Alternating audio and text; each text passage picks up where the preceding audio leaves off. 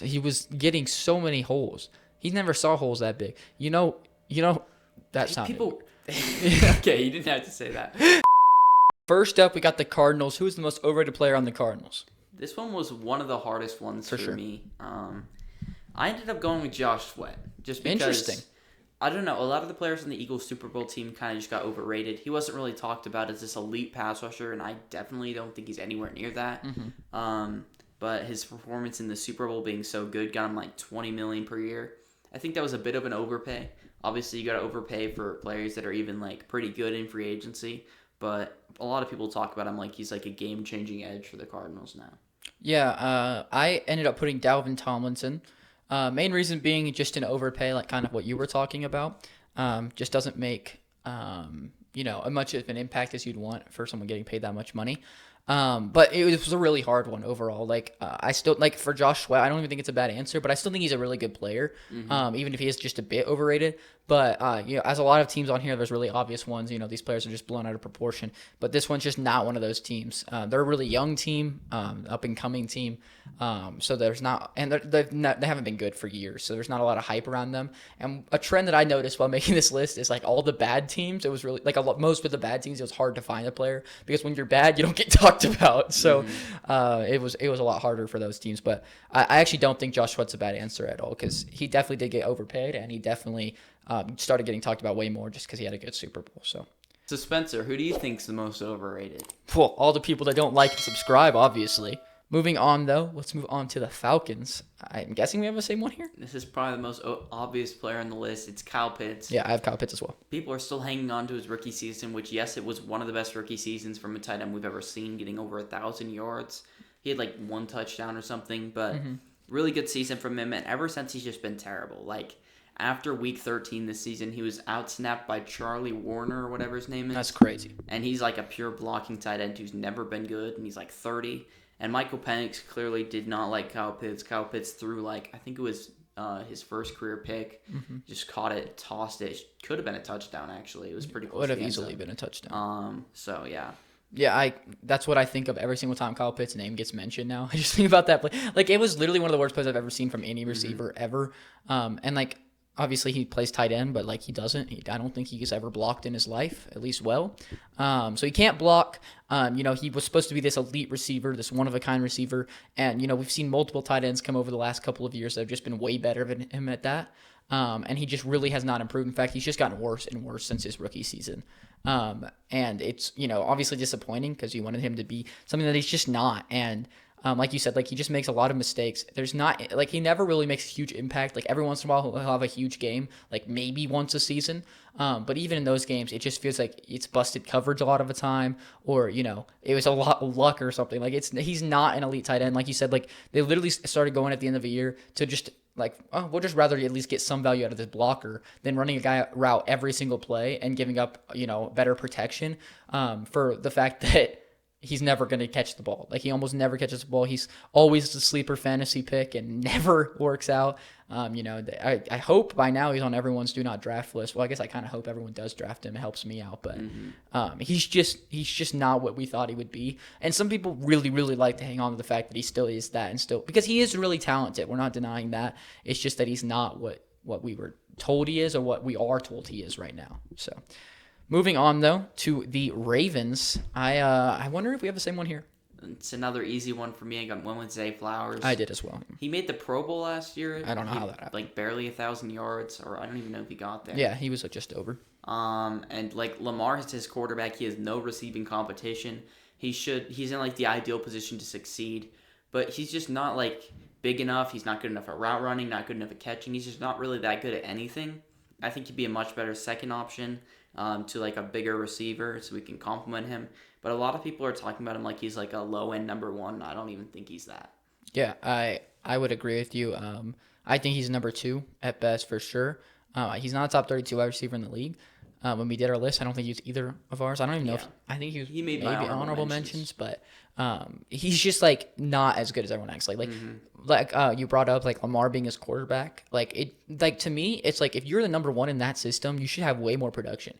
The amount of yards that this team put together offensively, and you only had 1,000. Like, yeah, 1,000's a good season, but like on any other team, this guy has like 800 yards, and like that's fine for a number 2, but that's not a number 1. That's not a Pro Bowler by any means. And I don't even know how he got a Pro Bowl because there's so many receivers that were better this season than him, so it doesn't make any sense. But that just proves that he's overrated because I cannot believe people voted him into that.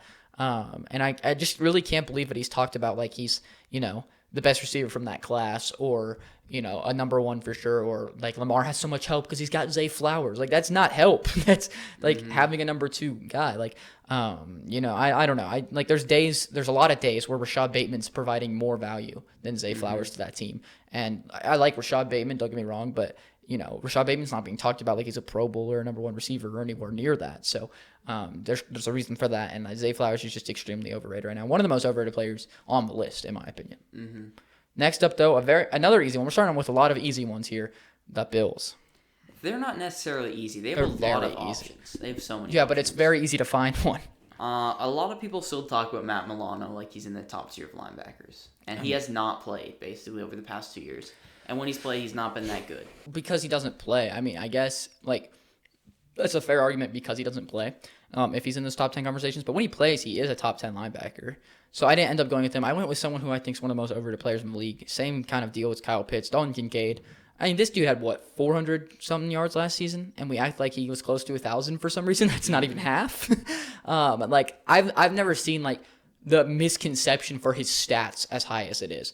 This is a guy that people are predicting to break out again this year. They're predicting him to have 1,000 yards again this year. Dude, he didn't even get halfway there. And he got all the snaps he could possibly need, all the drawn-up plays. They had no wide receiver number 1. He was in the best situation possible for him to succeed, and he was terrible. Like, he was garbage. When he was splitting time with Dawson Knox, he had, 250 more yards or something in his rookie year. Like, way more yards. This guy was so bad last season, and we're acting like he is. I've seen people act like he's a top half of the league tight end. I've seen a couple people say he's a top 10 tight end, which is just actually ridiculous. And I've seen people act like, this is a guy that's going to easily break out in the next few seasons. This guy is never going to be a top half of the league tight end from what I've seen. He's got potential, obviously, but he's just shown nothing to show. Like, people are acting like this is going to be a top 5 tight end one day. That's not. He's not. He's nowhere near that. And I think he's not good at all. So I think he's way more overrated than Matt Milano because of that. Because at least Matt Milano can provide value to your team. I don't even see value that Dalton Kincaid provides. I mean, the other option I was thinking about was Keon Coleman. Just because a lot of people think he's a good receiver. No one thinks he's a good out. Receiver. So many people, it's all I'm hearing right now is, he's going to be their number 1 receiver. He's going to be the number 1 receiver. Yeah, they think he's going to be good. He sucks. But I don't see that much potential in him, to be honest. I just think Kincaid is the easy pick here because he's just garbage, and everyone acts like he's so good. Like, we had him at 26 on our 24 on our tight end list, somewhere around there. I had him at maybe 19 or something. That's way too high. I think you had him 22 actually. Like, you had him in the 20s for sure. But most people would have him way higher than that. So it's just actually crazy to me. Moving on though, this one was really tough. One of the toughest of the entire list. We got the Panthers. Yeah, this one I struggled with, but I ended up going J.C. Horn just because people talk about him like he's a top 10 tight end. Not tight end, top 10 corner. I don't think he's a top 10 J.C. Horn, the tight end. I love him. Yeah, but he's not that good, and he doesn't play that much. Obviously, great prospect.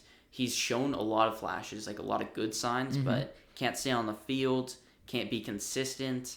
Been a big part of their defense, just never developing into being top 30.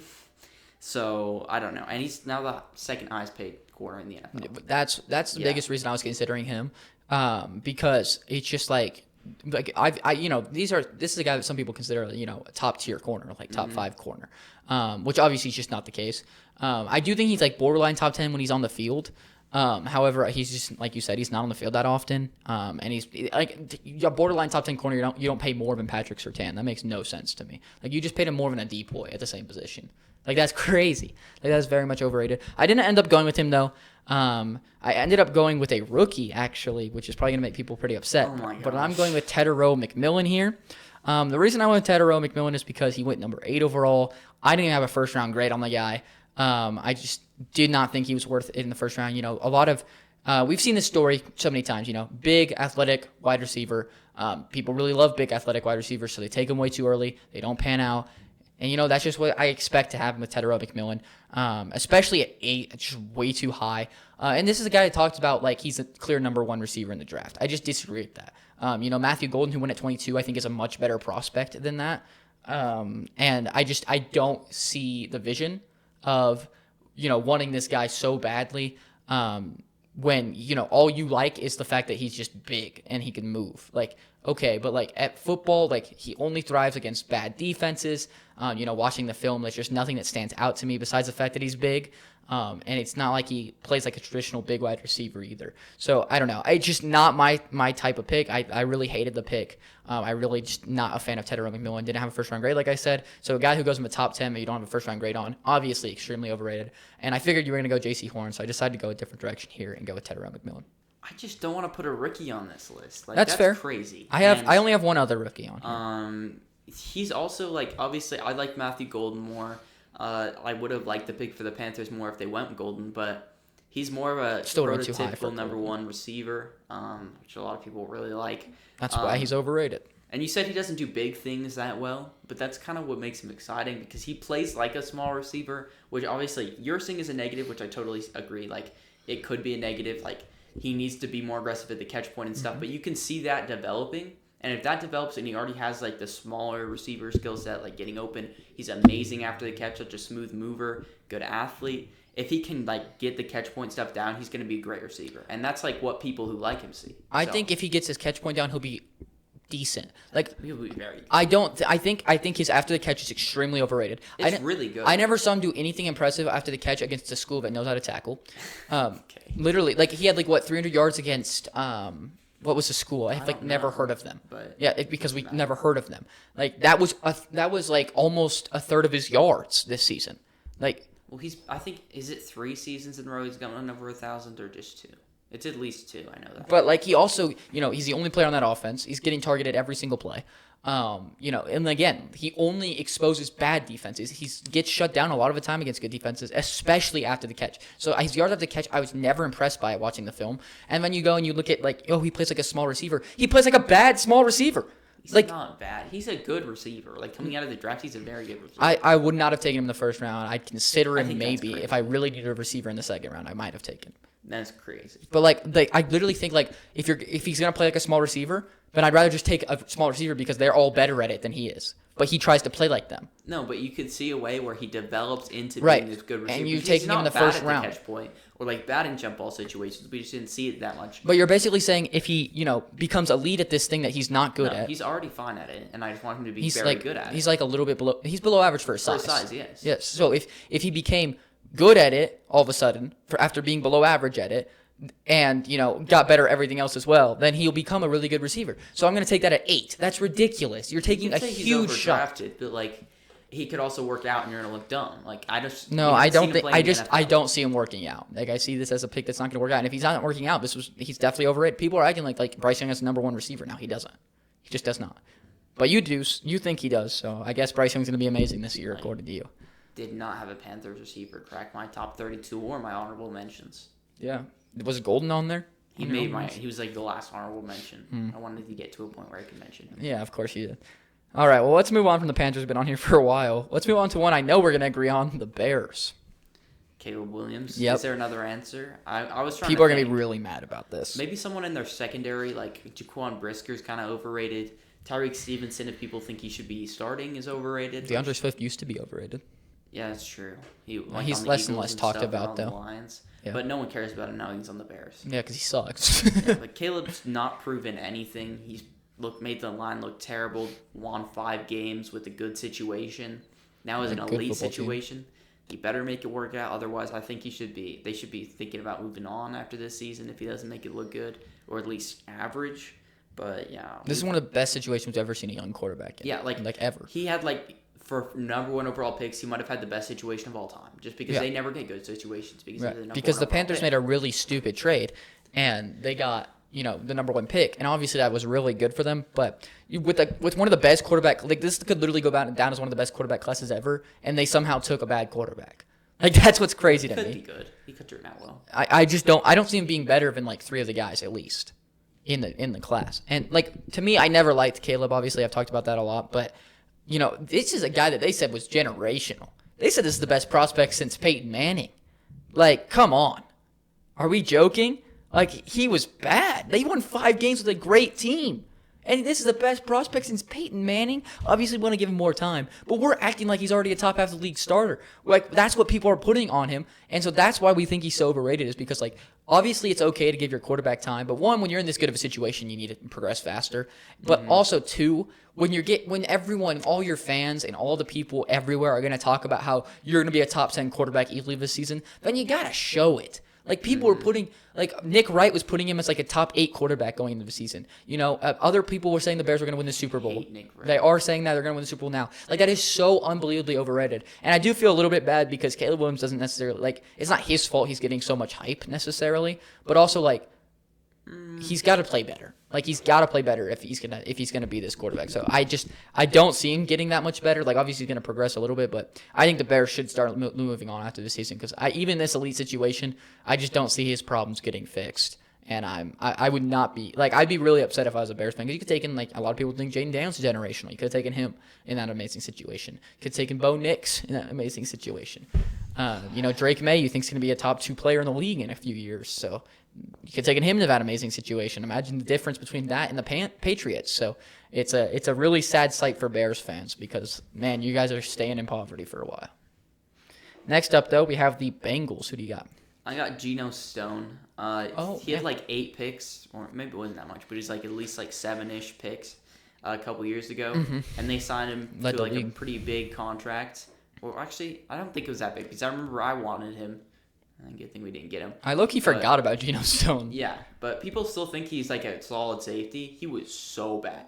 He was probably their worst secondary player last season. Their whole secondary was pretty bad. Yeah, but like you look at their corners, they're all young and talented, and they like have shown flashes of being good.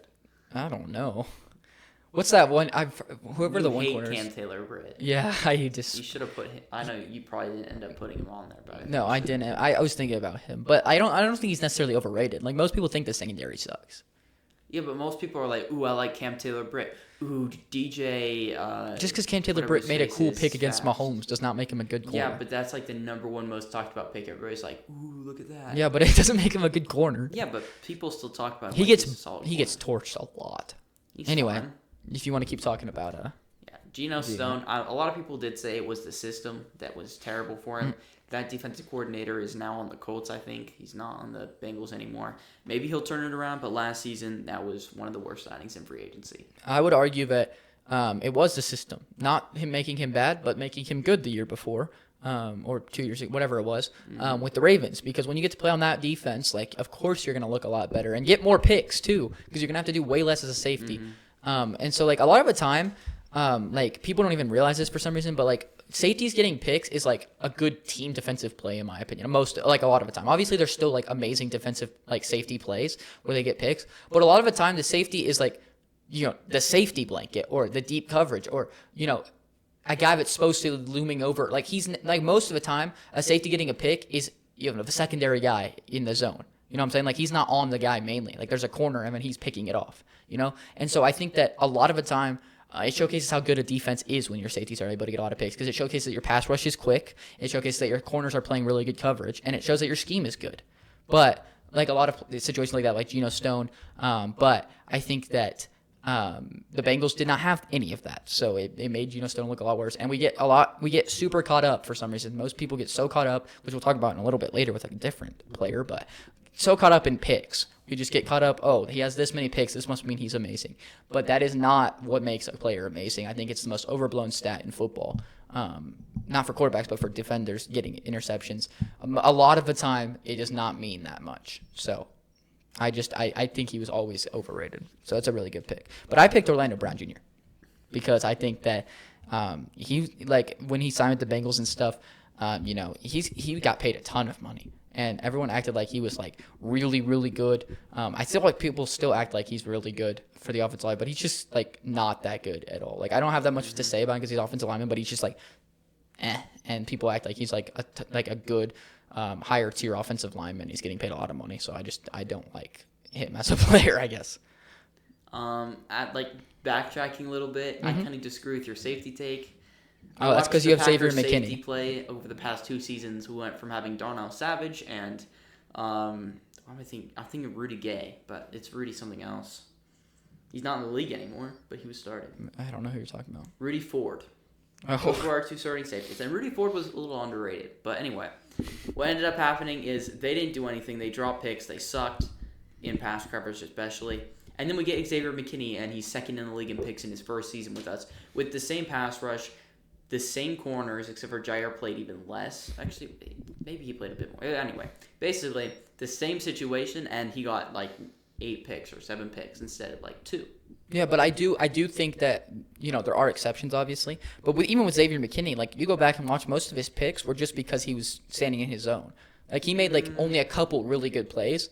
And obviously that's all you need. Like, it's hard to make a really good play every single week to get an interception.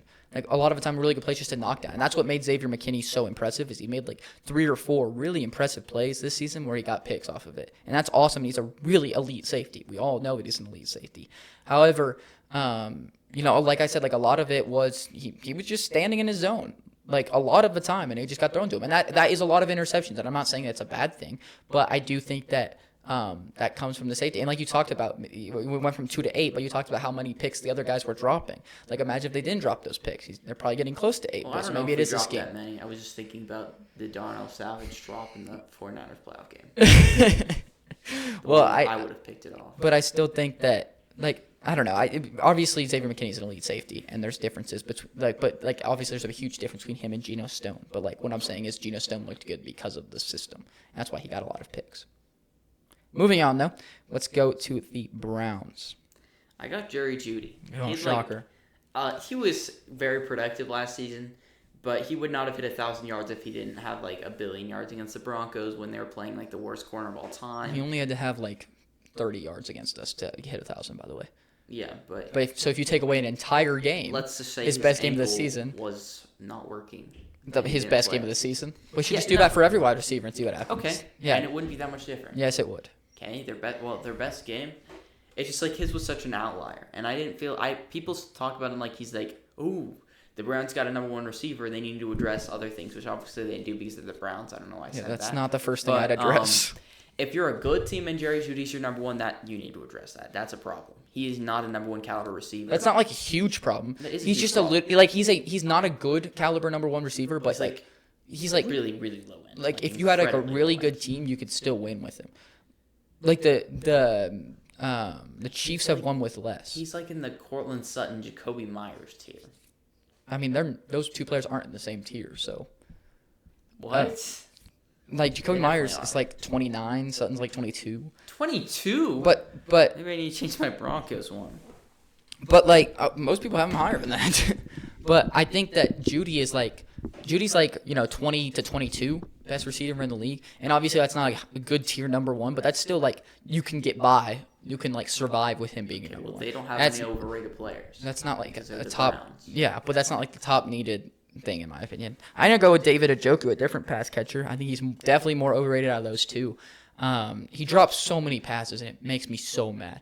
He's obviously got a ton of ability. He's super athletic, and he gets open a lot actually. But it doesn't matter when you drop so many freaking passes, and he also is hurt all the time. He's just always he never has a fully healthy season ever. He's always missing time. And so I just think he's a little overrated because people act like this is a top 10 tight end.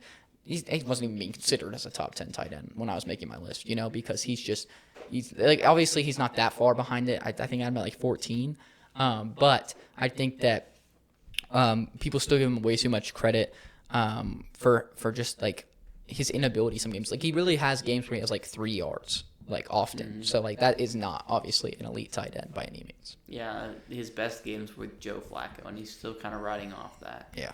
Since he just hasn't been anything. Well, I remember for years he was just talked about, oh, this is a young athletic tight end that's going to break out. Mm-hmm. And then he would get hurt and be like, oh, it's because he hasn't played. And then he got hurt again. And then he got hurt again. And then he gets hurt again, like over and over. So, I don't know. It's just a theme, clearly. Next up, though, we have the Cowboys. Who'd you put? They had a bunch of options. I ended up going Trayvon Diggs. I didn't want to pick the same one as you because it's one of your least favorite players. And you should get to talk about him. But Diggs just hasn't been that good aside from his season where he had like 14 picks or whatever he had, almost the NFL record. Mm-hmm. And even in that season, he allowed a bunch of yards. And when he did dial back on the picks, he allowed less yards, but he was still not that good. Like, he's not this guy who I want to be my number one. Obviously, it'd be great if he was my number two. Yeah, but great number two. People talk about him like he's like top 12-ish corner. Yeah. He's like a low tier 1, high tier 2 type of guy. Mm-hmm. I completely agree. I ended up going with, obviously, Deron Bland here because he was like the exact same thing, which is really funny. Like, he just got a ton of picks one season, super overblown, but allowed so many yards. I remember against the Seahawks, like this shootout game, he was just getting torched by DK Metcalf. Like, just absolutely obliterated by him. Like, it wasn't even close. And so it's like, yes, he didn't even have anywhere near the amount of picks Trayvon did. He just had pick sixes, which is obviously better than picks. But he had like 6 pick sixes, which is obviously incredible. But again, that does not make you an elite corner at all. He got first team All-Pro. I don't feel like that's talked about at all, but like that's actually insane. He's not a top 10 corner. I wouldn't say he's a top 25 corner. And so the fact that he got a first team All-Pro, that is ridiculous. And I just think he's extremely, extremely overrated because he's the same thing as Trayvon Diggs, but to the extreme. I think Trayvon Diggs is definitely a better corner than him. And I think that Trayvon Diggs' season where he got overrated was better than his overrated season. So, like, I don't get it. Obviously, he didn't play that much last year, so everyone's going to be mad. Like, oh, just because you didn't play last year, you hate him. No, I hated him when he was good. He wasn't ever good. So, I don't know. I really don't like Deron Bland. I think he was better than Diggs. Diggs allowed over 1,000 yards that year. Deron Bland, I think, might have. No, he was like 800 or something. No, it was more than 800. No, it was like 800. He averaged. He allowed a lot of yards. Yeah, but also then you also like the pick sixes. Like it was more than 6. I think it was like 7. No, I think it was only Big 6. difference. But yeah, that's a lot of points that he scored for the Cowboys. Like even if you get 6 points in like a third of your games on defense, that's insane. And like obviously that was a huge part of the Cowboys winning because the offense had to put up like 6 less points. But didn't he have like 3 pick sixes in one game that they were already winning by a ton? So maybe it was 2. Or 2. It was definitely not 3. Like I felt like obviously this is probably like a little overblown, but I honestly think that like a lot of the time his pick sixes didn't do anything. Like it was at the end of a game or against a team that was just trash. Like it was never to be like super super helpful to the team, if that makes sense. Well, it definitely was at some point. Maybe one of them. Probably like 3. Nick Bonito had a really helpful pick 6. Should he be an first team All Pro corner? Some people act like he should have been a first team All Pro. You know, someone put him at like 6 on like the top 100 list. Yeah, I saw that list. That's actually crazy. Higher than Surtain is ridiculous. Anyway, speaking of the Broncos, let's move on to the Broncos. Super you want to start us? One here. Talanoa Hufanga. Obviously, that's what I was gonna pick. And you knew that I was gonna pick. That just doesn't make any sense. There's 3 players that are so much more overrated. No, they aren't. I would have been happier if you put Sutton. No one talks about 2 of them. No one talks about 2. Yeah, but I would have been way happier if you put Sutton on the list. Okay, Broncos fans, go after him. No, like he hates Cortland Sutton. No, I don't. I think Sutton's good, but like people act like he's a top 10 receiver, and you know everyone really wants my picture because of that, I guess. But but like he's not a top 10 receiver. Talanoa Hufanga, I haven't heard anything about him in the last 2 seasons. Yeah, but he got paid $15 million after not playing for 2 years. Okay, we're about to pay Sutton over $20 million. Have you heard that? Oh. Yes. That's the problem too. Yes, it's but Sutton. He hasn't gotten paid that yet. Sutton is like I didn't put Sutton because yeah, but I won't. Next time we do this list, I won't be needing to put Hufanga because he's gonna be out of the league. And then I can put Sutton. You know, that time he was a first team All Pro. Yeah, he just lost all of that. He's not that. He did not deserve first team All Pro. That was like as ridiculous, more ridiculous than Deron Bland. Deron Bland. No, at you're least, joking. Deron Bland You're joking. Broke a record. You're joking. For You're most joking. You're joking. You're touchdown joking. You're scores joking. on defense. Hufanga was really elite that season. Hufanga was pretty good. He made a lot of flash plays. He looked really cool. If you want to say second team All Pro, okay. But Deron Bland should not have been a number 1 corner conversations that season. Okay, I don't think Hufanga should have even been in the realm of conversation for number 1 safety, and he definitely. No, I'm saying number 1 corner on a team. Oh well, Hufanga was probably playing at like I obviously think he was a top 32 safety. Yeah, I don't know if Deron Bland definitely was. He wasn't top 25. But Hufanga, that system's crazy for safeties. They've never had a bad safety ever since I've been watching football. They've always had elite safeties. Who was their safety before Hufanga? I don't know. Yeah, exactly. Ooh! Wait, no, they had Jimmy Ward, who was really good for them. He was not really good. He was really good. No, he was really good in Madden because he had like a 90 overall, but he was never good in real life. And they just Madden emulates real life. no, they just wouldn't lower his overall, and that's what you're thinking about. I'm sure. And then he went to the Texans, and everyone was like, "Wait, why does he suck?" Probably because he's garbage. The Niners system is amazing. And then they get these rookie safeties who just step in like Hufunga. I think it might have been his second season, but his first season playing.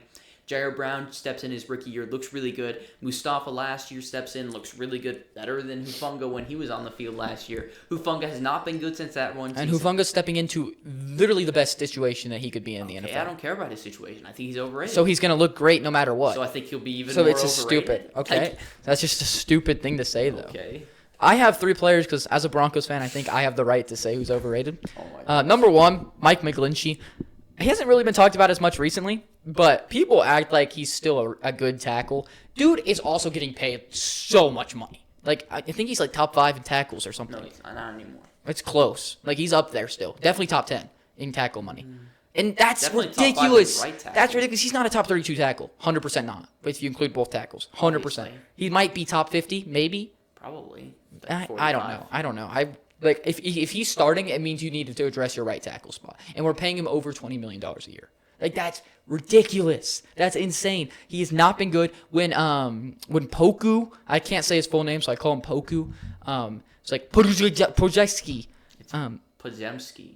That guy when he stepped in, he literally was better than Mike McGlinchey, and he never played before, and he's not that good. He's just way better than Mike McGlinchey because Mike McGlinchey sucks.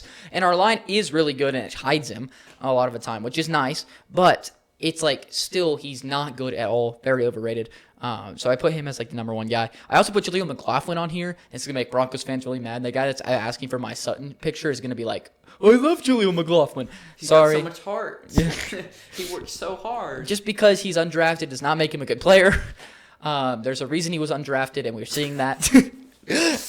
Literally, like, this season, he got so many opportunities, and he was bad every single time. Like, I've never seen someone who's supposed to be fast be so slow. Like, he's supposed to be fast, but he always gets caught in the backfield. I don't know if he made a single person miss this season besides that Bucks guy that just, like, fell over on 4th and goal. Do you remember that play? No. He, like, literally, like, McLaughlin just stopped moving, and the guy took, like, the worst angle I've ever seen at him. It was terrible, but that's the only play that I saw McLaughlin do well, and it was because the defender sucks.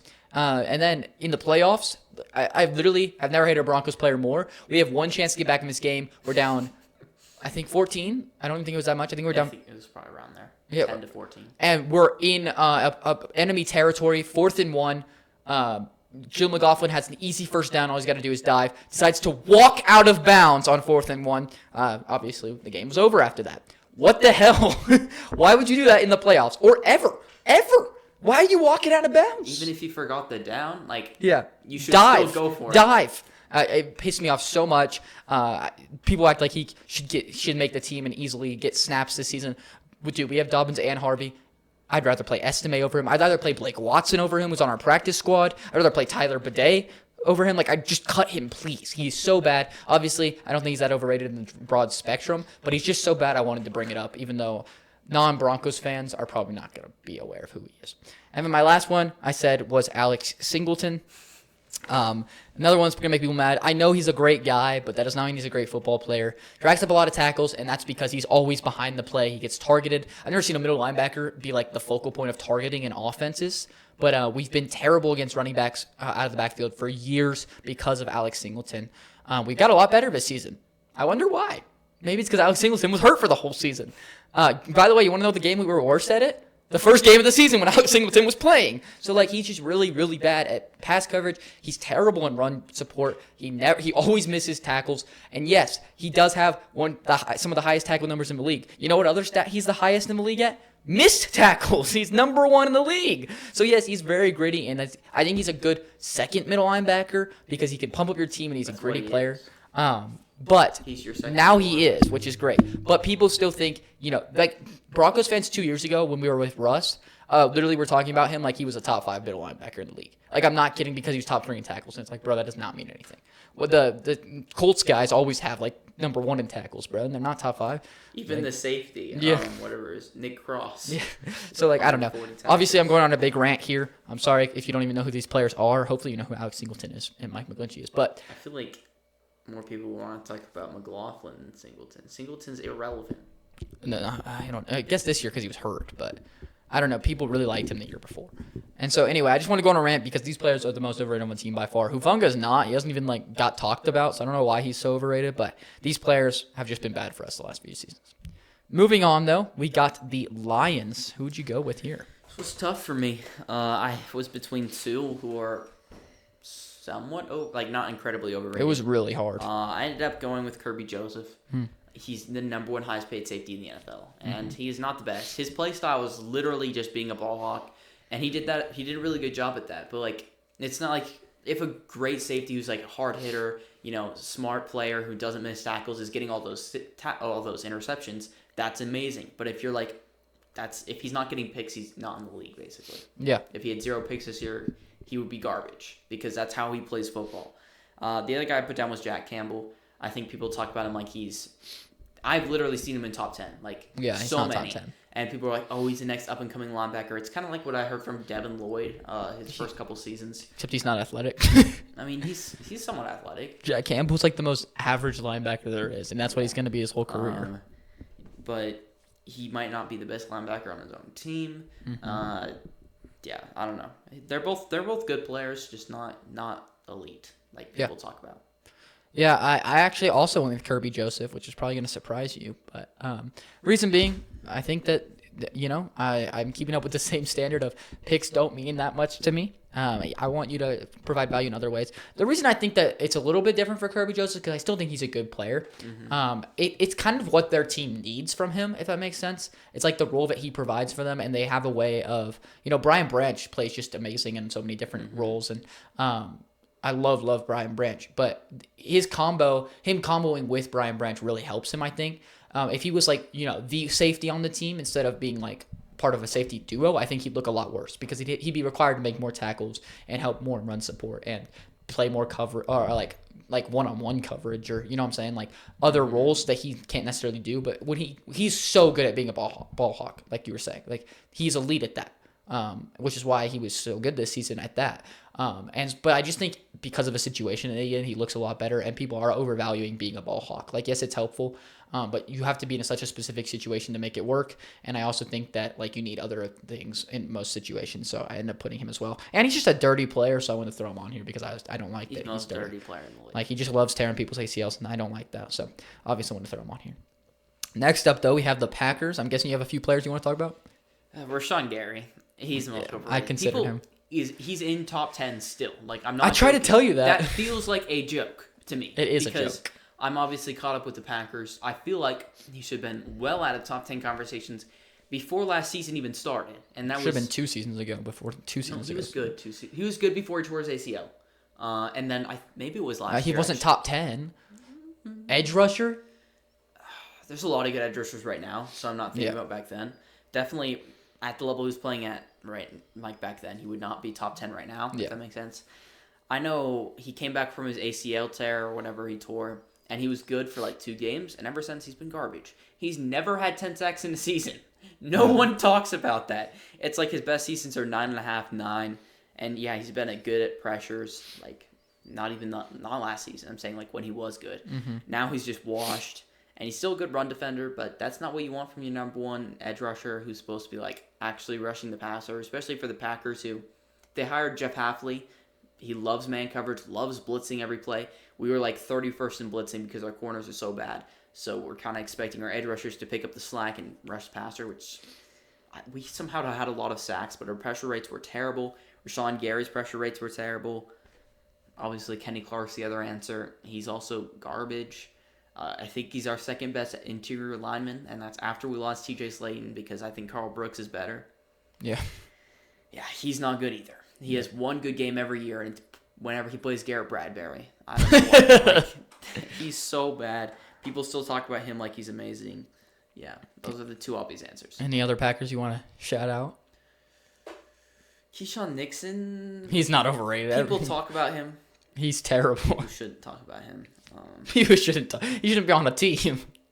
I'm trying to think about other players. I'll go ahead and say who mine is. Christian Watson, I guess. Yes, Christian Watson is mine. He's not that good, and people know he's not a number one. People act like he still is going to be number one. No one acts like that anymore. That no, was they last do. Season. They last do. season, that's all I know. Yeah, last season. But... And so now, what in the offseason where he's hurt, but like as soon as he starts playing again, people are going to say it. And people still do say, like, oh, well, they have a really good receiver core now because they have Matthew Golden and Christian Watson when he comes back. No one cares about freaking Christian Watson. He's trash. Like, he's so bad. Every time I watch him, it just pisses me off because he's got ability. He's so athletic.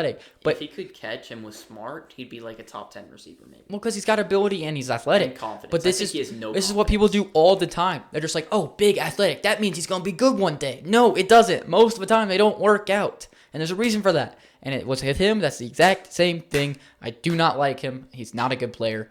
Very overrated, in my opinion. I think his mentality is probably the worst part about him. Like, he dropped first play of his career. He drops a wide open touchdown. From that moment, I think he just hated himself. Like, I don't know. Once he had a stretch with Rodgers where he's confident, gets 700 yards the last 6 games or whatever it was. It was not. It was nowhere near that. He hit 700 yards that year, and he didn't play for the middle of the season because Rodgers hated him. He didn't get catches or something, but he did not have. It was not 708 in 8 weeks. It was not that good. Okay, well, it was really good. He was really good for 4 weeks, and you started talking about, oh, look at all these projections. If he played the whole season, he would have had 2,000 yards. Yeah, because and then anyone can be good for 4 games. The next season he drops a pass, and then the whole season he sucks. Yeah. So it's that's because he drops a lot of passes. Yeah, and when he's confident, when he's hot, he's really good, and that happened once. But just saying, he has the talent, he's shown it, but he's never gonna be good. Yeah, I don't think he's going to be. He's probably our 5th best receiver at this point. Which people think he's by far the best. Which no is one crazy. thinks that anymore. Yes, they do. Yes, they do. Jaden Reed versus Romeo Doubs is all anybody talks about. And no, now people are maybe Packers fans. Maybe Packers fans, but most of the NFL does not consider Romeo Doubs anywhere near. Packers fans would throw Wicks in there, and then we'd have a 4-horse race. That is ridiculous. And Watson would not be in the 4-horse race. No, but literally most people don't even throw Wicks. Obviously not Wicks, but they also don't throw Dobbs. They just say it's Christian Watson or Jaden Reed last season. But I think Christian Watson has way more potential than Jaden Reed. That's what people will say all the time. Well, obviously, it's more all potential. the time. Freaking Tom Grossi loves Christian Watson. He's like, oh, you guys hate him because he gets hurt. Okay, when he plays, he's amazing. No, he doesn't. No, he's not. He's clunky. He does not move well. Obviously, when he's running in a straight line, great, smooth mover. He tries to run like a curl, and it looks so ugly. Yeah. Anything he runs looks so bad. And then we started using him as a gadget player. Why? We have Jaden Reed? It doesn't make any sense. That's all he can do. That's why. It's his best thing. Yeah. That's not good. He's not good at it. Anyway, let's move on from the Packers. Let's go to the Texans. I'll let you take this away because I think you hate him even more than I do. It's the most obvious one on the list for me. Joe Mixon is not a top 5 running back. I sure hope people know that. He's not a top 10 running back. People know he's not top 5. They just think he's top 10. He's not a top 15 running back. He's not a top 20 running back. I don't remember. He was in the 20s for me, low 20s. Yeah. He's a fine running back. You can give him a lot of volume. He can catch passes. He can run the ball. He's versatile, but he's not that good. He averaged 4 yards per carry last season. So the only reason why he got all those stats was because carries. And I don't understand what the Texans are doing. Every time Dameon Pierce has gotten the workload, he's looked amazing. Mm-hmm. And then, but they just want to give Joe Mixon 100 billion carries per game. And I hate Dameon Pierce for some reason. Yeah, I don't know why. And they've tried to. He's always their third back. It makes no sense. Texans fans hate him too. Really? They're like, we love Joe Mixon. Why does Dameon Pierce ever play? What would you be about him? Right, they have Dare Ogiangbo. No, that's not him. That's someone else. But their other running back is so bad. He averaged 2 yards per carry. Yeah, I remember. I don't know who, but I've seen him, and he's bro, stop running the ball. He's so bad. He's worse than Joe Mixon. I completely agree. I completely agree that Joe Mixon's very overrated, though. Next up, though, we have the Colts. This was another really tough one. I'm guessing you put Zach Martin, though. No. Really? They don't have. I'm not Zach Martin. I meant Quentin Nelson. No. Quentin Nelson's still an elite, borderline elite guard at least. Well, he's a great player. You act like he's bad a lot of the time. He's not bad, but people act like he's a Hall of Fame guy, which he'll make it, but he shouldn't because he's only going to make it because people think he's at that level still. I put Michael Pittman. I figured. He sucks. He's their number 2 or 3 because Josh Downs is obviously their number one. They had Alec Pierce looked pretty good last season. I think Pittman's still to 2. Yeah, Pierce is just a purely deep threat. So, but he's like Cortland Sutton, but like way 100 worse. times worse. Yeah. And Cortland Sutton's not a guy you want to be like, oh, we have Cortland Sutton light. Yeah. It's not the kind of guy you're trying to chase. Cortland Sutton is the light.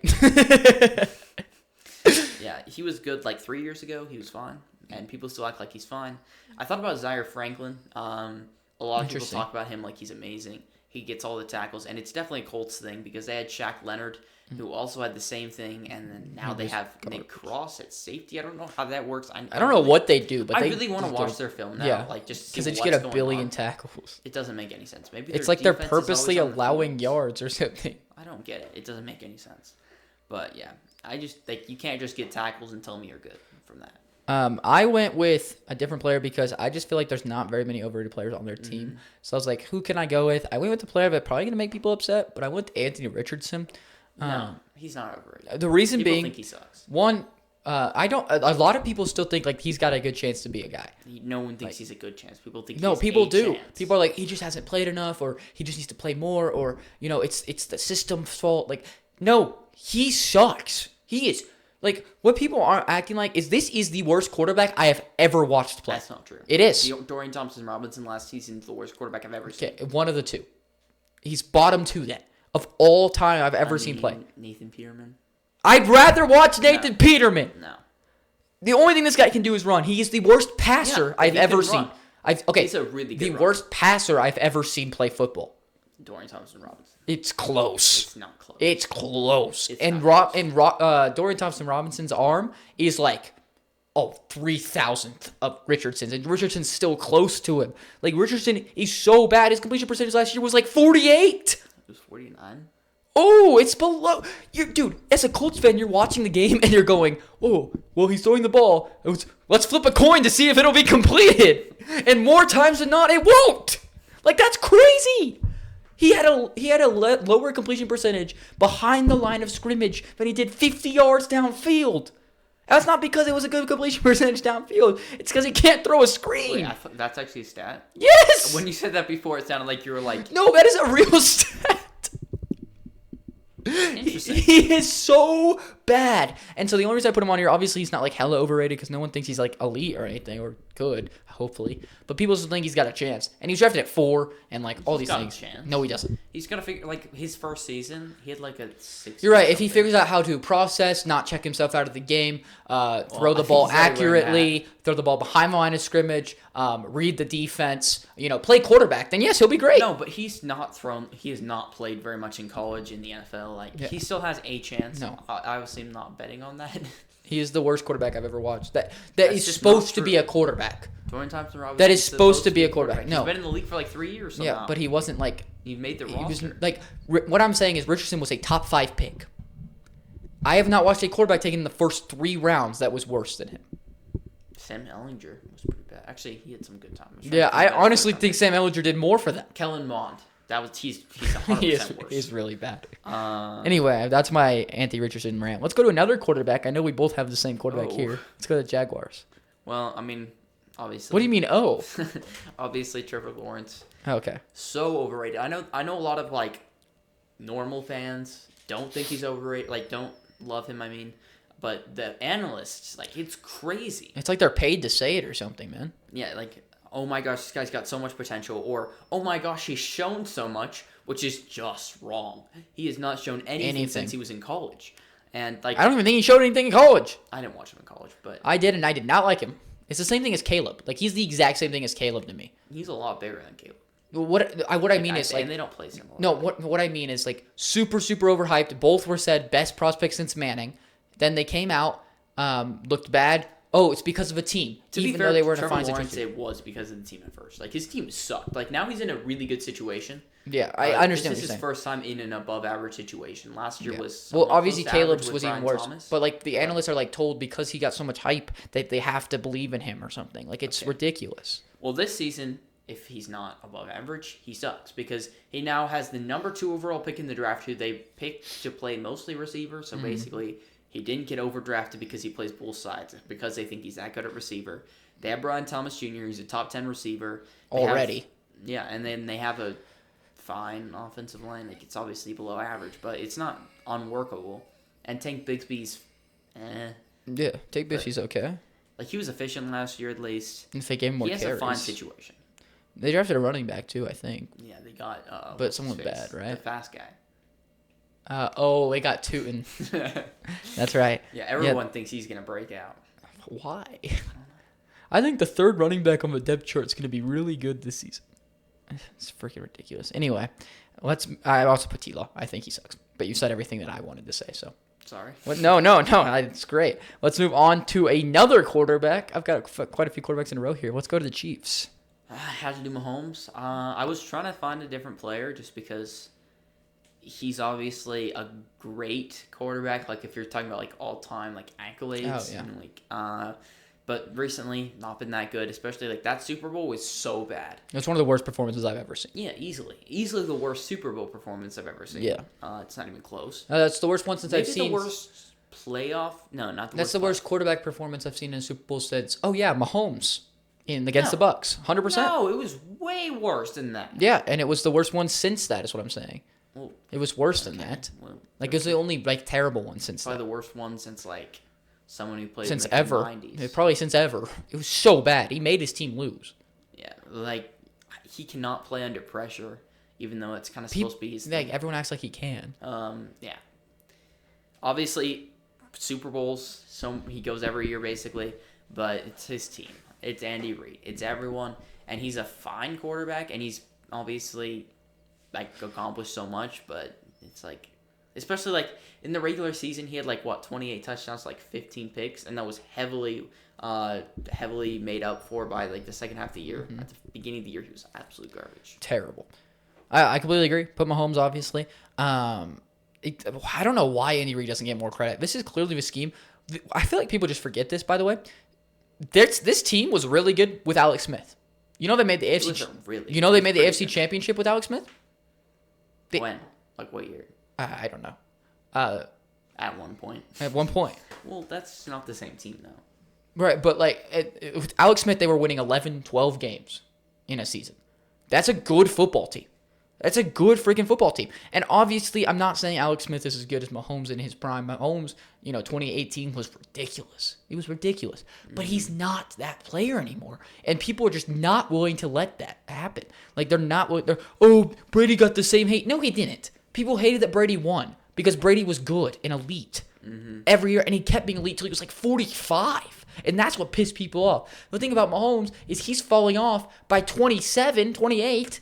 And everyone's wigging out because guess what? He gets a lot of questionable calls, a lot of really close games because, this team is a good football team and Andy Reid is the best play call I've ever seen in the clutch. Like, if you guys go watch, please, if you're getting mad right now about Mahomes, I want you to go do one thing. I want you to go find his games.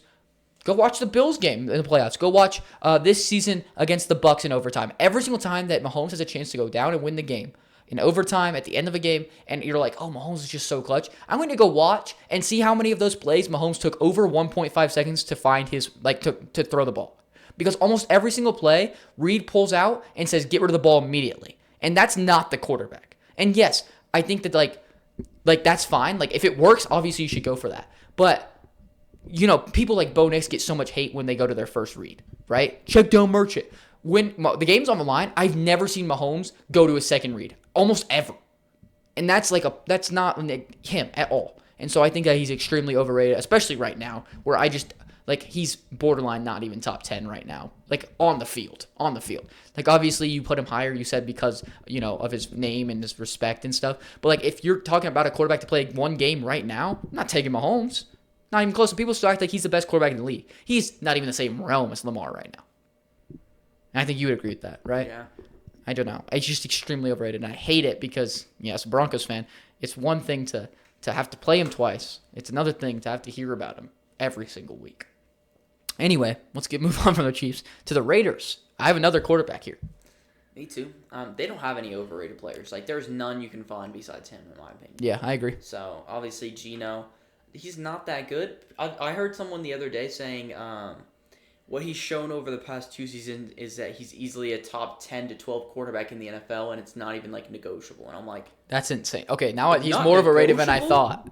I didn't know people Like, you even could thought say- he was top 10. like if someone thought he was like the 12th best quarterback in the NFL, I'm like, okay, you're overrating him. By But a if they're lot. saying it's non-negotiable, like that's crazy. I obviously ranked my top 32 quarterbacks. You should go check it out. But anyway, Kyler Murray was my number 16. He is in another realm from Geno. Like there was a huge gap in my opinion from like 17 to 16, and they traded for him for a 3rd-round pick. They could have had Jalen Milroe. Like that would have been way better for them. They need to rebuild. I don't know why they did that. I think that was a terrible move. They could have signed. They could have signed Sam Darnold for cheaper. It just doesn't make any sense. Yeah, it doesn't make any sense at all. Like you said, they needed to rebuild. I definitely think it would have been even worse if they took Milroe, but I think that That's just not true. I do think. They're not tied to a 3rd-round pick. They're tied to Geno now. Yeah, I mean that's fair. But at least they're gonna win some games with Geno. I think Milroe would just make them suck really, really, really bad. But I guess it depends. Like if they took Milroe, I would have wanted them to take someone else than Genty. I also don't think Genty was a great pick because by the time they're gonna compete, Genty's gonna be out of his prime. Like I don't think they're a win now team. Well, they kind of are. Like They're not. If their defense was good and they had a quarterback, I'd predict them to like at least. If they reinvented their entire defense and they got the most important position in football, it's the hardest to They get. only need some corners. That's about Some it. Actually. D linemen, No, some no, middle I think their linebackers, defensive line is some good. safeties. They need. They got Jerome. No, what is his name? Jermaine Pratt. Like that's fine. And their safeties, they got Jeremy Chin. They got To be a win now team, someone I mean else. like a Super Bowl contender. You need a lot more than that. Well, if they got 2 corners and a quarterback, they're Another wide contenders. receiver, That's probably true. That's That's it. and they're not contenders. You need way more on defense. You need at least one more safety. You need one more linebacker, and you need another D lineman. I think Cody Lindenberg is going to. And that's a lot of freaking needs for someone that's competing now. Like that's crazy. You have way too many needs to compete right now.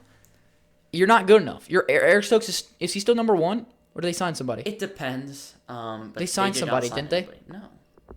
I swear they signed someone like that was not good, but he's supposed to be their number 1. I'm forgetting. I'm blanking now. But I think Ja'Cory Bennett's the best corner. He's definitely better than Stokes. that's sad. I mean, Stokes. If you're talking about rookie year Stokes. Oh my Stokes is lord. Okay, easily let's their move on best. before you glaze Stokes too much. We I got don't the know. Chargers. Breakout. This is so easy. Yeah, I got Derwin James. Oh, interesting. That's not who I went with. Who'd you go with? Najee Harris. Oh, I forgot he's on the team. I totally would have gone with him. Yeah, he's Or Amari and So Hampton if I could do mid. rookies. He's like the 32nd best running back in the NFL. Obviously gets 1,000 Maybe. yards every year, but it's a similar thing to Mixon where he averages 4 if he's lucky. Obviously Mixon's a bit more efficient, and he's not good in the receiving game. You look at advanced stats too. He does not force missed tackles, and then you compare that with other guys in the same system like Jalen Warren, who's super efficient, forces missed tackles, can play on all 3 downs. I don't understand why Najee always got so much workload, and now he's getting paid $10 million per year. Well, I guess it's a 1-year deal, but still, people talk about him like he's a good running back who's underrated because he always gets 1,000 yards, Well, when you get 350 carries, I hope you get 1,000 yards, or you should not be playing. and that's not even an over exaggeration. Like No. he gets I think it's like 320 or something like that. Like that's That's ridiculous. insane. I just think it's insane to me that people still think he is, all that. I think that's ridiculous. Just like again, 1,000 yards is not impressive when you're getting that many carries.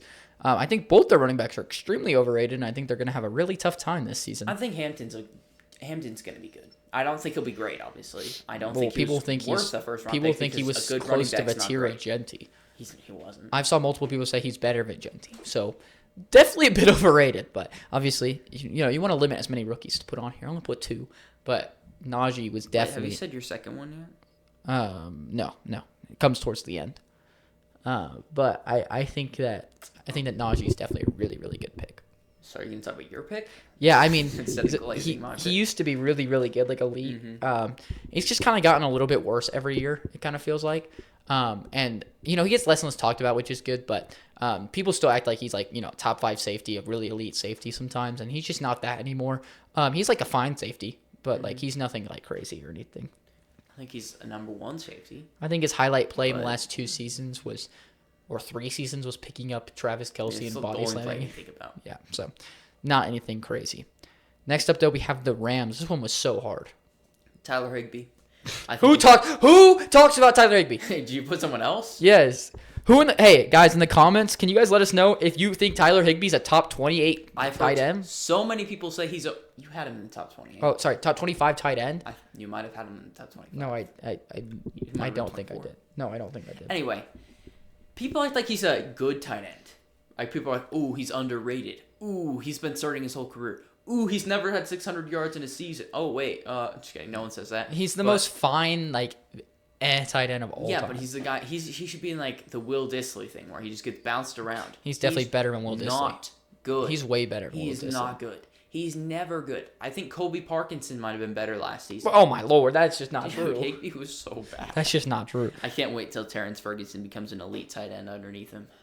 Okay, well that's fine. Like I'm not saying he's good. I'm just saying like no one thinks he's good. I think that he's in a great situation. He's been in a great situation ever since Stafford's been there, and he's never broken out. Everyone Obviously, thinks he's old. no one so. thinks he's good. No one. People think he's fine. He's not fine. He's he like should not be starting he's for like a team. below average. He's like the one of the worst starting tight ends in the NFL. Well, that's just a little far.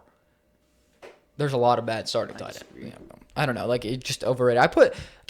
I want to say this. I want to preface this. I think this is a good player.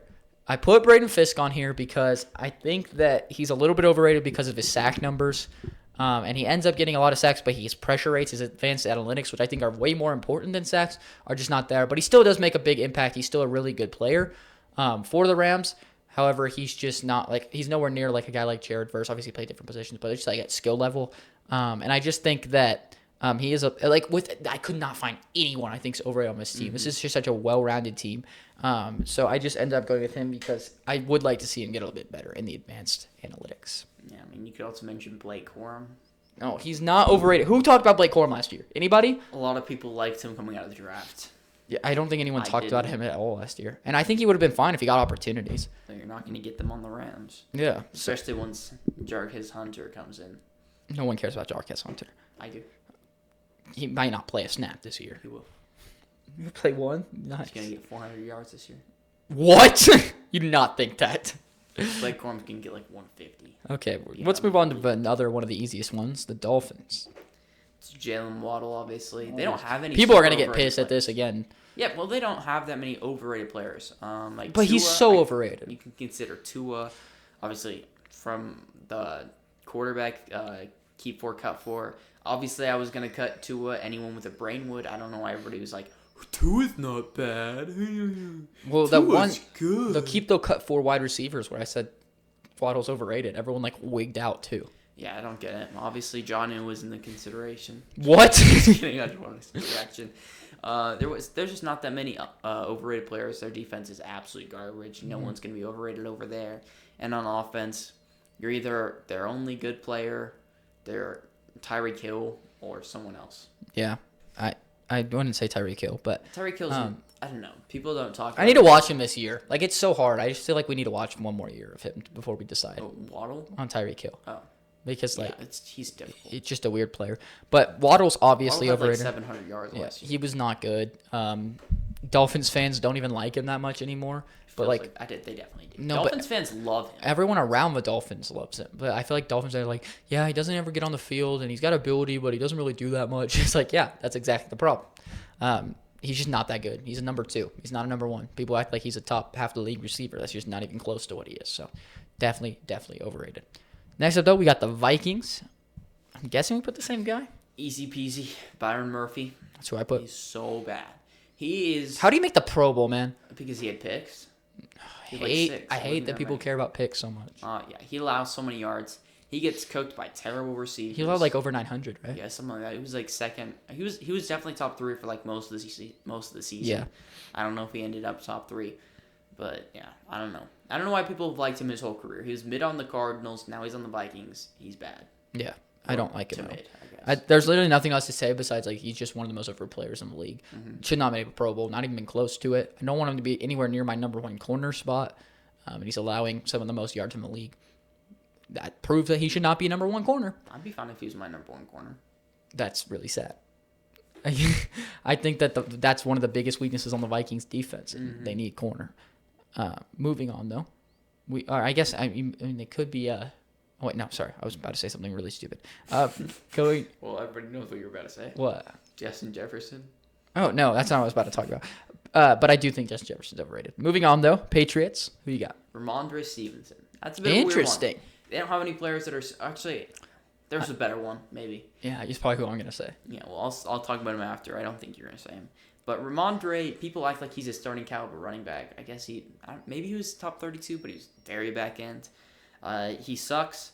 He's gonna get taken over by Travion Henderson Easily. or super early, maybe by Should be week week 3. 1. Should be week 1. Yeah, but a lot of times coaches hang on. But the coaches don't like him either. Like, Yeah, they hate him. he was somewhat productive and efficient early in the year. I've never seen a player get benched so many times. It was at least 3. And so quickly, too. They're like, oh, you made a mistake, get on the bench. Yeah, but like it's Belichick. He's like got prehistoric coaching styles. Or not him. Who is it? Belichick was Who's their not a other team. coach? Mayo? Mayo. Yeah, he's from the Belichick tree. That's what I was thinking about. He played under Belichick. Yeah, so he's got Belichick tendencies that were handed Okay. down, you know. Okay, anyway, I'm going to say mine.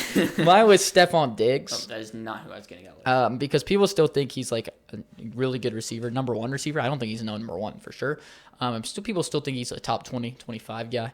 Definitely overrated. And like you said, there's just not a ton of really overrated players on this team. So I ended up going with him because I just feel like he is overrated. I don't think he's like extremely overrated or anything, but he is overrated, and that was more than I could say for most players on the team. Yeah, I see what you mean, obviously. But I would have went with Milton Williams.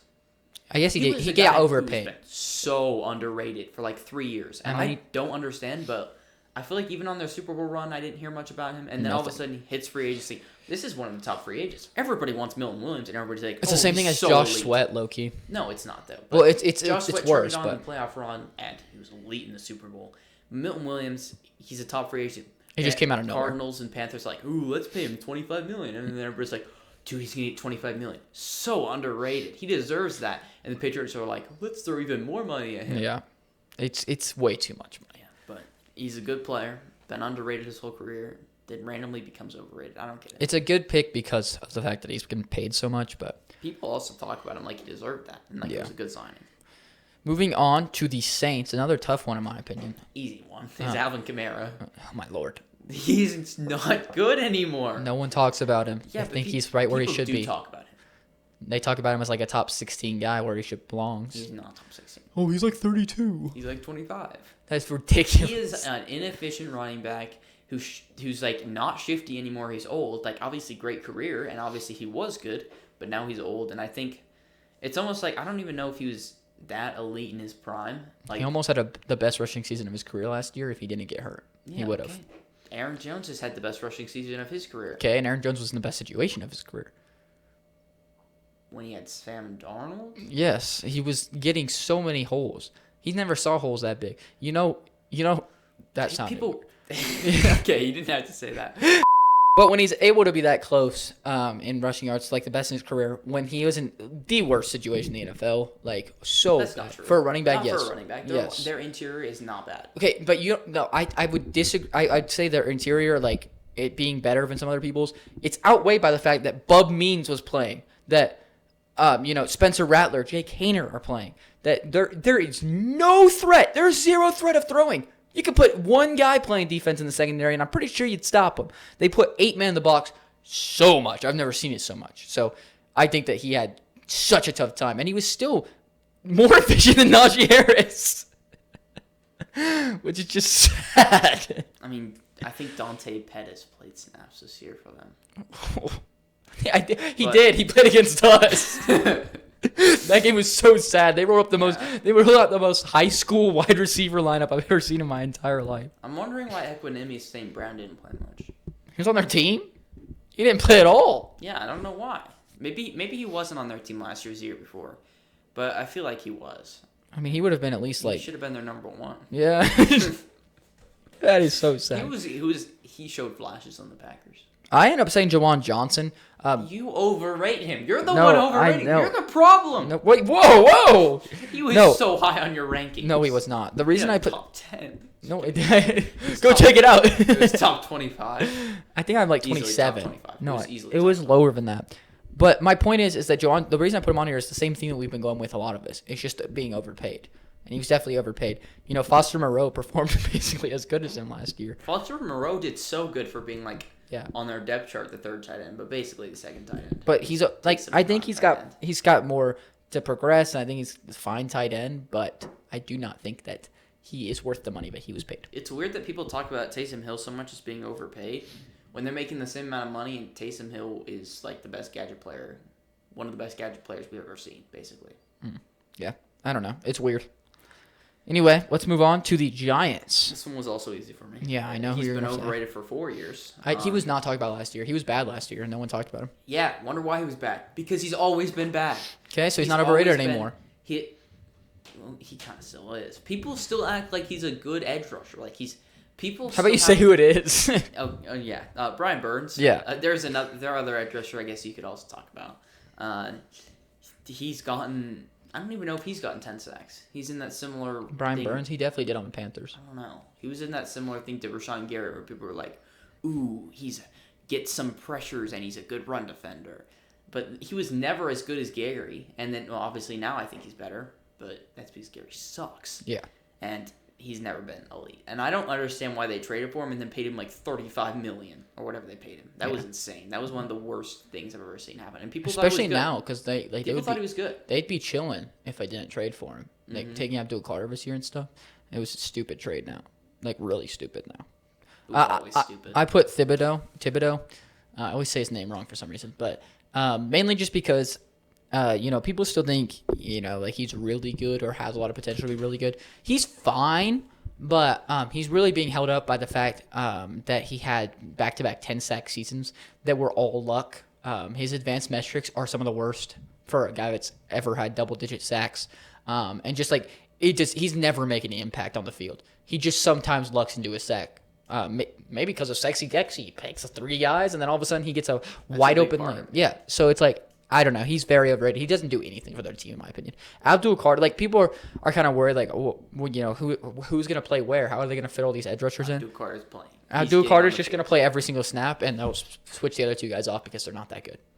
Yeah, there's a reason why they drafted Abdul Carter, because obviously best player available, but they have an opening, 2 kind of openings, where they just don't feel that confident in their edge rushers right now. Yeah, I mean, Abdul Carter's stepping in to be easily better than these 2 guys after playing edge rusher for 1 season. So, they're not even close to him. Moving on, though, we got the Jets. I'm actually really interested to see who you put here. This was a hard one. I obviously think you took one of your least favorite players. But I ended up going with Jamie Sherwood, which obviously you're like, no one talks about him, which that's is not true, his payment. $15 million? What? He has never been a $15 million caliber player. I know he replaced C.J. Mosley and looked fine. That doesn't mean I'm willing to pay him that much. He had a lot of tackles. That's why he got that much money. But he's like a converted safety. Late round pick. He's never started, or even he had snaps like a couple years ago. But this is his first real season starting. I just think it was ridiculous that he was paid that much. Yeah, I agree. I don't think that's bad at all. I ended up putting Sauce though, just because I don't like Sauce, and people still act like he's top 3 or sometimes number 1, which I think's crazy. Sauce is who they had at number 1, right? PFF over Surtain. Like that alone deserves to be on the list. Come on, what are we talking about? Yeah, that's fair. But he's like 6 or 7. I'd say he's top 10 probably. Easily. I wouldn't say easily though. He's a good player. He just he's fine. He's aggressive. Like obviously, some more things should get called than do get called. That's kind of his. It's gotten a little bit better though. I think he's a good player, but I didn't want to. He was obviously way more overrated in his rookie year. He's way more overrated in his rookie year. But like people are acting like he's the best corner in the NFL. Yeah, I don't think that's dude. Like no one says that. Surtain's gonna be an all-time corner, and Sauce is nowhere near that. He will be considered one. No way. I guarantee it. He has one All-Pro team. I don't think he's ever gonna get another one. He definitely will. There's no way he gets another one. How does he get it? He's got to beat Surtain and Stingley, or Surtain and Jalen Johnson, or Surtain and Trent McDuffie, or like all these other players that are really, really good. I just don't see it happening. Could happen. Moving on, though, we got the Eagles. I'm pretty sure we put the same guy here, actually. Really? Yeah. You put Jalen Hurts? No, what? You put Jalen Hurts? Who am I forgetting? You're joking. You put Jalen Hurts. You're joking. I put Lane Johnson. Well, I put Jalen Hurts because, obviously he stepped it up in the playoffs and stuff, but he's never has he ever? I don't think he's ever passed for 3,000 yards in a season. I know he didn't last season. He had 2,900. He hasn't needed to. Yeah, Because he's carried by his amazing supporting cast. Yeah, but he's still like a good quarterback. Yeah, he's like 12th Like best when he's quarterback in asked to the NFL. throw, People think he's top 5. People think Well, he's that's the not 5th true. guy. And that's insane. He does not elevate the team. he's like 8 or He 9. cannot elevate a team. I don't think he elevates necessarily, but I think that when he's asked to like need to throw and stuff, like he does really well with it. Like in the playoffs and stuff, like he looks great when he throws. In the Super Bowl, he's always looked great. He's outperformed Mahomes twice, and everyone thinks he's the GOAT. So I think he's 8 or 9. But I put Lane Johnson because you love this narrative, and I'm actually like starting to like agree with it after everything I've seen. Lane Johnson has a lot of sacks that they don't count. Like a lot of them. Mm-hmm. Oh, look at this streak. He's only allowed 1 sack, or he's only allowed 0 sacks. It's 0 since like 2019 or something like that. But that's not true. Not at all. And that's kind of annoying. Obviously, he's still a great tackle, but people are acting like this is, one of the best tackles of all time, and they're just like faking his stats. So I wanted to like kind of talk about it, I guess. Obviously, it's just a really good all-rounded team. But I do think it's overrated because like what the hell are you faking the stats for? Yeah, it doesn't make any sense. They'd be good even if they didn't fake them. Right, so I don't know why they're faking them. Like Rashawn Gary beats him and they're like, oh, he thought it was a flag. That's the excuse they give. They actually did. They actually came out and said that, didn't they? Yeah. That they thought, they're like, oh, Lane Johnson thought it was a flag. That's the only reason why he beat him. And you showed me a clip the other day where like he did allow a sack. Like it was unfortunate because he played pretty well in protection, but Jalen Hurts didn't get rid of the ball. But any other tackle, they're still counting that, even though it's unfortunate for them. I've been saying this for how long? You've been saying it for like a year. A year? Anyway. Well, no, not even a year. It's ever since Brazil game. That's the first one. Yeah, it was the first week of the season. You were like, what? That was a sack. People are finally starting to figure that out. Because I was excited when that happened. Because I was like, oh, people have been saying this for years. Yeah. Finally over. Rashawn Gary's him. It did not happen. Rashawn Gary's not him. His sack streaks are not over. Yeah, so I wanted to talk about that. That's but dumb. Next up, though, we have Steelers. This was one of the easiest for me, but I think it's going to make people really mad. I have to be missing someone. No, and you probably don't hate this guy like I do. Okay, well, I put Patrick Queen. Interesting. I disagree. I don't think he's incredibly overrated. I'm going to be honest. I don't think the Steelers have that many overrated players. This guy. Okay, maybe they do. You're Patrick Jones. But he's so bad. Maybe if we're talking about Queen's worst players in the league. Patrick Queen's a good linebacker, but he's not elite. His best season was as a backup to, well, not a backup, but like playing next to Roquan Smith in that elite system. And last year he was pretty good, but nothing crazy. And people still talk about him like he's a top 10 linebacker. And I mean, he's definitely top 10. I don't know. The linebackers aren't good enough. There's an argument to be made he's top 5. No! There is. This is why I think he's overrated. There is an argument. No, because that's just how bad the linebackers are right now. There's not elite linebackers. There's a reason why it took him till Roquan got there to be good. I mean, because it was his second year when Roquan got there? No, it was like his 4th year. No, it was not. How old do you think he is? He just had that was his 6th season. No, it was Yes, not. It was. The 5th year option. No, it was not. The 5th year No, it option was the year before he There's got paid. no way. That was his first season on the Steelers. There's no way he was You know 6. this, right? Let me walk the street. He's like 26. Or 27. He just turned 27. First year on the Steelers was last So he season. came out at 20? 21. He's going into his 7th season, and he's 27. Okay, well, I don't know what the math is, but I promise you, unless they dropped his 5th year option, and this is only his 6th season, which is the only other option. Last year was not his 6th season. There's no way. There's no way last year was his 6th season. Even if it was like 5th, it still sounds way better than 6th to me for some reason. Like 6 makes him sound old. Yeah, he's only played 5. But yeah, anyway. so stop lying to me. Sorry, it's close. I mean, he's still and Roquan was there like 2nd or 3rd year. No, he was not. Yes, he was. 2nd year was 2021, dude. Roquan got traded in 2022? 2023. He played No, 1 year. it was not I promise 2023. it was 1 year. 1 year with Queen. I don't know. But he was still good last year. He was so great last year for the Steelers. He was not great. He was good. I'd say he was great. Okay, well, I'm not saying he's like as overrated as most of these other guys I'm saying. Yeah, mine's Joey Porter Jr. Yeah, I don't think he's overrated. I think he might be underrated. He's really good man coverage corner. And he does not. No, he's not. Yes, he is. I'm pretty sure he had the most PI penalties in the league last season. Oh, did he? That might be a problem. Because he has super long arms, and that's usually a good thing. He doesn't know how to keep his arms to himself. He literally, every single play, he's committing holding. He's committing pass interference. I have never... You know how Riley Moss has like the worst ball skills you've ever seen? Like he's really good in coverage, and man, he like just can't do anything after that, and that's what makes him not as good. Joey Porter Jr.'s like kind of similar, where he does pretty decent in coverage. And then the wide receiver makes a move to go towards the ball, and Joey Porter Jr. is like, okay, let me time this. And he tackles the guy, gets up, and then intercepts it, and thinks he timed it well, and starts yelling at the ref. Multiple times in the same game. Like, he does it all the time. I just don't know where he's rated. People think he's a good corner. People think he's a great corner. No one thinks he's a great corner. People think he's a great corner. And they think he's going to keep getting, like, insanely better. Dude, he has no body control. He commits so many pass interferences. He had the most in the league for a reason. He is so bad at that. And I think that if he's my number one corner, you need to dress corner. That's my opinion on him. Like, easily. Like, one of your biggest needs, you need to dress corner. Because he's not a number one. He's like a middle tier 2 at best. Interesting. He's not a good player. And people need to go watch film on him just because PFF or somebody at the beginning of the season said something about how Joey Porter Jr. like allowed less yards or something. And everyone got on the hype train for some reason. Like, I remember at the beginning of the year, one guy was trying to argue to me that Joey Porter Jr. was better than Patrick Surtain. Obviously. In like week 2. And I was like, what? You think, what? You think Surtain's better? I don't know. Like that's probably why I think he's so overrated, is because of that one guy that told me that Joey Porter Jr. is better than Patrick Surtain. But he doesn't know what he's talking about, or he's joking. Well, obviously, but people like did not think Surtain was number 1 until this year. I'm sure. And so that was at the beginning beginning of the year. 2 behind Sauce. So annoying. Anyway, let's move on to Niners. They have a couple good options. Which one did you go with? I went with Brock Purdy. Okay, then I'll go with the other one, Nick Bosa. I don't think he's that overrated. I mean, people still talking about him like he's an elite edge rusher that he hasn't been for the past 2 seasons. Second pressure since 2019. He was hurt one of those years and still second. I mean, that sounds pretty good to me. Because when you take stats, like, it's 2025.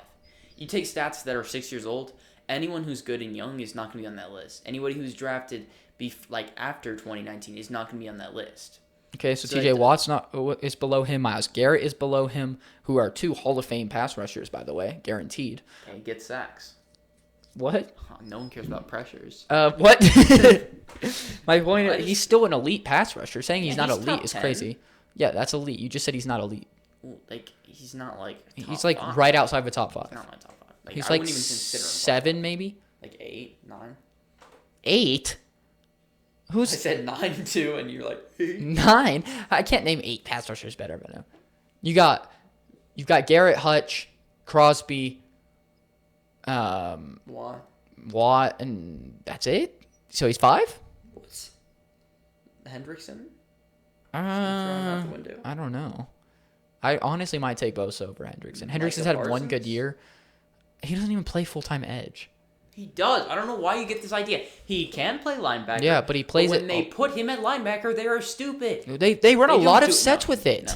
Yes, they do. He obviously plays more edge than linebacker. I remember we played them once, and they're like, Micah Parsons hasn't played much off-ball linebacker since week 1. But this game, because they hurt their linebacker, he's got to play full-time linebacker. And then I didn't know he even played fulltime linebacker. I I obviously agree he's better at edge. He didn't play like the whole season at linebacker. He doesn't play linebacker. They use him at edge, and sometimes he plays coverage from edge. And obviously he's a crazy coverage guy from edge. But he's not like playing full-on linebacker for most of it. Yeah, he's like, a lot of people think he's like an end. He's not an end. He's an outside linebacker that rushes a lot. Last year in their scheme. No, he played a lot of coverage too. Not a lot. If you play end, you don't play coverage. He's a special player. That's why he's above He's a special. Nick Bosa. People think he's better than Surtain. Cool. It's just not true. Anyway. Also, Jared Verse. Okay, continue. What? Oh. What about Jared Verse? He's also above What? Bosa. Already? Yeah. That's crazy. Okay. That's actually crazy. Like, I think Jared Verse is great, and he's gonna be great. Jared Verse. Rams fans are gonna eat you alive. I hate Jared Verse because I think he's gonna be like a top 35 player one day. I think he's gonna be. You didn't put him in your top 30. That was embarrassing. Put him in my honorable mentions. I put him in my top 30. Yeah, you put him at like 13 or something crazy. Not that high. 20. But, like, he's going to be a top 35 player one day. He's going to be, maybe even a top 5 pass rusher one day. But to say that he's already better than Bosa, Daniel that's crazy. Hunter, I might take over Nick Bosa. I think he's so underrated. Oh, my Lord. He's such a good player. I don't know why no one talks about him. People are like, well, I said Brock Purdy because people think Brock Purdy's a fair top 10 quarterback. People get so mad at us every time we talk about Brock Purdy. Because you, edit it and cut out everything, and it's just like, no.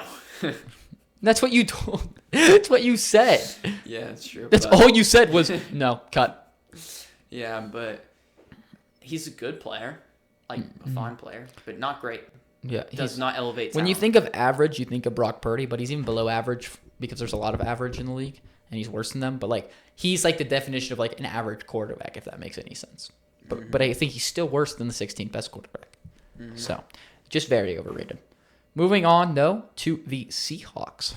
I wonder if we have the same one here. We definitely do. We don't have that many overrated. You got players. Kenneth Walker? Yeah. Yeah, I hate Kenneth Walker. He averages like 3.5 yards per carry. It's not that low. It's like 3.8. It's 3 point something. If it starts with a 3, I don't want you on my team. I don't want you being number one for sure. I know. I don't know. Charbonnet's like 4.3. Obviously, their situation is not elite. Their interior line Charbonnet's sucks. way better. Love Charbonnet, obviously. I don't know why. He's way better than Kenneth Walker, who people think's really good. Yeah, that's their problem. Every year, like even this year, it's like Kenneth Walker's the #1 fantasy league winner. Draft him in the 5th round, and he'll win your championship. This is what a perfect fantasy draft looks like. Kenneth Walker, round 4. Yeah, it's like, stupid. Yeah, Every single year, they think he's gonna break out because he's athletic. He's got like all the traits you want. He just cannot do it. Yeah, he has not put it together. His vision sucks. It's so bad. I 100% agree. Next up, though, we have the Bucks. I actually think we're gonna have a different player here. Really? Yeah. Who are you going with? Mike Evans? Yeah, I figured. People are gonna be mad about that, so I'll let you talk first. Obviously, it's super impressive he's been able to stay healthy, get 1,000 yards every year. Obviously, you have to be good to get 1,000 yards. But people think he's top 10 right now. Yeah, that's That just is not true. insane. He barely had 1,000 yards this year. And the only reason why he had that is because they took a chance at losing the game that I think they needed to win to get in the playoffs by throwing it. I don't know why they didn't just like triple cover Mike Evans. They should have. They could have won the game. That would have been pretty cool. They could have picked 6. Yeah. But they had to force the ball to Mike Evans to get him to his 1,000 yards. I don't even know why a team would do that. Yeah, it was so crazy. dumb. I mean, he was hurt for a few games, so he would have gotten it anyway. But, like, he's not that productive player. Like, his best season is 1,300 yards, which is good. But if I'm talking about an all-time receiver, I want a guy who's gotten 1,500 plus in a season, especially, like, multiple seasons probably. Especially when you play with Jameis Winston for a full year. With that play style of being the jump ball guy. That You should have gotten, like, 2K, low-key. Like, obviously, that's a crazy thing to say, but the way people talk about Mike Evans, he should have gotten 2K. Mm-hmm. But, like, I agree. He is overrated. I'm, like, low-key just now piecing this together, but it kind of makes sense if people think Sutton's top 10, because I think they're, like, the same player as of right now. Obviously, not throughout their career. Mike Evans was way better throughout his career. But right now, they're, like, almost the exact same, in my opinion. They're very similar. They're both just overrated, not that good, just only can jump ball. Can't really get open at all. I think Mike Evans' route running is underrated. Like I feel not like now. He gets like this little tiny bit of separation that's like okay, that's really what good. Sutton does technically, but it's not good. Sure. I'd rather you actually get separation. Like that makes you have to throw such a tight window as the quarterback. Okay. Makes it way harder for them. With that catch radius, it's totally fine. No, because it makes it easier for the defender. If they're closer to you, it's going to be easier to break it up. Anyway, I put Rashad White because That's fair. I think no he's one likes him anymore. I Bucky think Irving he's completely so erased him. garbage. Like he's not. He should not be playing. Is my opinion. I think for a lot of teams he beat makes sense to be their third down back because he's a good third down back. I don't even think he's good at it. He definitely is. I think He's a good blocker. He's a good route runner. He's just not like crazy. Like he's not. He just gets a lot of volume. I don't think he's good at it necessarily. Every time he touches the ball, the whole offense looks worse. And then Bucky touches the ball and he's like 10 times better. It's like, why is Bucky not getting the every snap, basically? Mm-hmm. You know? And I don't know. That just pisses me off, so I ended up putting him. And I knew you were going to put Mike Evans, and we were going to talk about him, so I decided to put him on. Second to last, though, this was another really, really tough one. We got the Titans. I ended up going Dan Moore Jr. I know Interesting. no one likes him. I don't think I've ever heard anyone talk about him. Okay, well, he's getting paid $25 million a year, so Really? I didn't even know that. He just signed it this offseason. He's been a below-average left tackle his whole time with the Steelers. They drafted Broderick Jones to replace him. Obviously, ended up replacing Broderick Jones when he sucked, but never been good. He gets I think he allowed like 9 pressures or something in a game to Myles Garrett, which obviously it's Myles Garrett, but 9 is crazy. It was something like that, and like 3 sacks. He's so bad, and now he's the Titans left tackle, and people are acting like that's okay because he got paid a bunch of money. Yeah. He's not good. He Just sucks. bigger number means better player. That's what they believe. That's what most people believe. This is my only other rookie. I put Cam Ward. Oh my gosh, you cannot do this. This is I just can do wrong. this. He went number 1 overall. I'm allowed to do this. No, but it's because the draft class sucked. They need a No, quarterback. no. Teams think like that. No, you take best player available. Yeah, who should You had 2 generational prospects. absolute card. Actually, you had 3 generational prospects. Genty at 1 would have been a terrible pick I'm for not, the Titans. It I'm would not have been telling way you to worse. take Genty. I'm telling you to take Abdul Carter. You take the edge rusher that's generational, that's 21 years old. That's what you do. Terrible, terrible pick. Another guy didn't even have a first-round grade on. Like, he's not good at all. He's going to be terrible in this system because it's absolute garbage.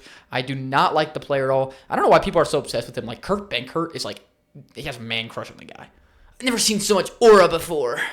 He did not. He did. He did. He said, I was at the Titans training or like rookie camp, and dude, the way he throws his ball is just different. He's got so much aura. It was like, bro, who gives a crap? Jameis Winston has a type of aura. Like, it does make him good. But my point is like, I don't think there's anyone else that, when I was saying at the beginning of the video, where when your team's trash, it's a lot harder to have a overrated player necessarily, and I do think Dan Moore makes sense because he's getting paid so much. But when it comes to actually being overrated, I think Cam Moore is like the only player on the whole team that's actually overrated, and I just think he is not good. And people act like he's going to be a franchise guy, can act like it's a good pick at number 1. It's just not. So, want to throw him on here. What? Sorry, but I threw him on here. That's all I said. Moving. Terrible decision to do that. Okay. You can't do that to a rookie, dude. You're gonna I look can. so dumb. One of them will work out. Well, if they both suck, I'm going to look like a genius. No one's gonna watch the video. Next up, we got the Commanders. Last up, we got the Commanders. Yeah. I got This is so obvious. You think I'm going to put Daniels. I didn't. Marshawn Lattimore. Really? Yeah, well, there's I put another Debo. answer. Yeah, that's fair. I agree, but Demo's garbage. like everybody knows he's garbage. No, they Some posted people a video. Look how fast he's going. Look how fast he's going. And he was going like negative miles an hour, bro. Okay, well, He's getting bigger and bigger, dude. Lattimore, he's not a top 15, 20 corner. I don't think people act like he is anymore. So bad last season, especially once he got traded to the Commanders. Yeah. I know a lot of Commanders have been like, oh, he's very underwhelming, but no one really talks about it for some reason. He got Mike cooked Sanders by still the was their Eagles. number 1, basically. Their best corner. He definitely was. He wasn't playing against number 1s. He can't play against a lot of prototypes for number 1s. But that's why he wasn't. But Lattimore is just not good anymore, and people still act like he is. It's like, People don't really talk about him as a good corner, though. yeah, they don't talk about him because you don't talk about players who played on the Saints before, you know? He wasn't not on the Commanders very much. I think people Debo- want to talk about their young players that are exciting, or their player they added in the offseason, how good he's going to be. I think Debo's more overrated because he's still getting posts about him. Like, he got a whole post from the NFL about him. And he looks like he gained another 30 pounds, bruh. Like, is he like 270? I swear he actually might be because he's huge. And obviously, 270. I Maybe probably he's shouldn't be 230, sitting here just like body shaming him, but like, bro, get in shape, man. You're an NFL player. Come on. He Like, looks great. you've gained so much weight. But that is the entire list.